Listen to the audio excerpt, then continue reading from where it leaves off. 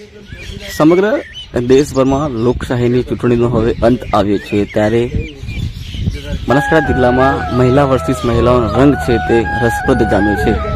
જોકે હવે ચૂંટણીના પ્રચાર પડઘામ બંધ થયા છે, ત્યારે હવે ડૉક્ટર રેખાબેન ચૌધરી જે ભાજપના ઉમેદવાર છે તેઓ હવે ડોર ટુ ડોર પ્રચાર કરીને જે મતદાતાઓ છે તેમને રીઝવવાનો પ્રયત્ન કરી રહ્યા છે.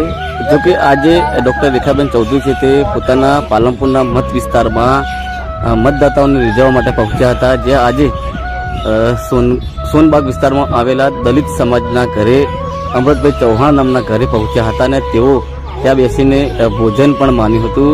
જોકે એક અનોખો સંદેશ પણ બહાર પડ્યો હતો.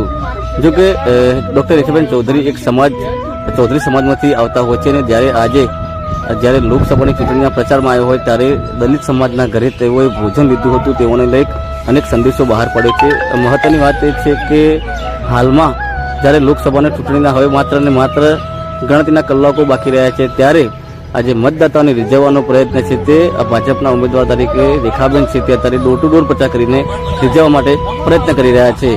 હવે જોઈ રહ્યું કે ટૂંક સમયમાં જ આ મતદાન યોજાશે અને આગામી 4 તારીખે જ્યારે રિઝલ્ટ આવશે ત્યારે જોવું રહ્યું કે કોને આ મતદાતાઓ છે તે પોતાનો મત છે તે આપી રહ્યા છે, જેને લઈ લોકોમાં પણ એક અનેરો કુતૂહલ જોવા મળી રહ્યો છે.